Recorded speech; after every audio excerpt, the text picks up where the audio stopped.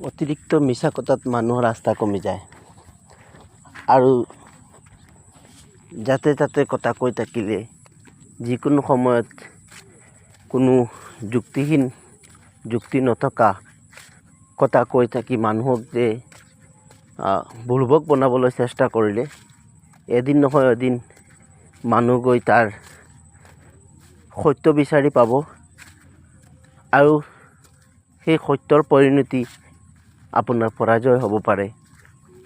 গতিকে অতিৰিক্ত মিছা কথা কৈ মানুহক বুৰ্বক নবনোৱাকৈ নিজৰ যিটো কৰণীয় কাম সেইটো কৰি যোৱা ভাল।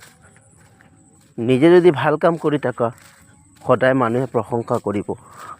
ভাল কামৰ পিছতো কিছু মানুহ চকু চৰহা মানুহৰ চকু টাকিব, হিংসা কৰিব। কিন্তু এইখিনি বিষয় নহয়, বিষয় হৈছে নিজৰ কাম। মোৰ ওপৰত আস্থা আৰু বিশ্বাস থাকে আমি এদিন এই কামৰ জৰিয়তে সফল হ'ব পাৰিম আৰু আমি যিখিনি কাম কৰিছোঁ নিশ্চয় ভালে কাম কৰিছোঁ। নিজৰ কামৰ ওপৰত নিজৰ আস্থা থাকিলে, বিশ্বাস থাকিলে নিজে এদিন সফল হ'ম আৰু ৰাইজেও নিজৰ কামৰ ওপৰত আস্থা আহিব আৰু ৰাইজে সমৰ্থন কৰিব। আৰু নিজে যদি ভাল কাম কৰিছোঁ অন্যক সমালোচনা কৰাৰ প্ৰয়োজনো নাই। অন্যৰ ওপৰত মিছা অঞ্জাম তুলি অন্যক কঠোৰ ব্যৱহাৰ কৰাৰ আমাৰ প্ৰয়োজন নাই। মানুহবিলাক এনেকুৱা যে নিজকে ধোৱা তুলসীৰ পাত সাজিবলৈ অন্যকে একদম ইমান বেয়ালৈ নি গতি কৰে, মানুহক ইমান বেয়া ব্যৱহাৰ মাৰে বা মানুহক ইমান বেয়া বিষয় লৈ মানুহক তুচ্ছ তাচ্ছিল্য কৰে। আৰু সেই তুচ্ছ তাচ্ছিল্য কৰাকে মানুহে যে ভাবিব নোৱাৰে যে মই যে কিমান দূৰ ভাল মানুহ আৰু নিজৰ ভালৰ পৰিচয়খিনি ইয়াতে ওলাই পৰে যেতিয়া মানুহে নিজৰ আচাৰ আচৰণ, নিজৰ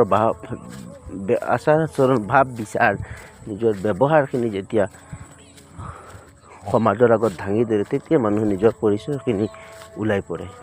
কেতিয়াবা মানুহে নিজকে শুদ্ধ বুলি পৰিচয় দিবলৈ গৈ মিছা অভিযোগ অন্যৰ ওপৰত উঠাই আৰু অন্যকে কিমান হেয় জ্ঞান কৰি থাকে। এইখিনি আচলতে ভাল নহয়। এইখিনি এদিন নহয় এদিন এটা সময়ত এই সকলোৰ সত্য ওলাই পৰিব আৰু তুমি সমাজৰ আগতে এজন মিছলীয়া বুলি সমাজে তোমাক ধৰি ল'ব। এইখিনি কথা সদায় আমি ভাবা প্ৰয়োজন যে মিছা কথাৰ টেংচুটি কেতিয়াও মিছা কথা স্থায়ী হৈ নাথাকে। এদিন নহয় এদিন তাৰ সত্য ওলাই আহে।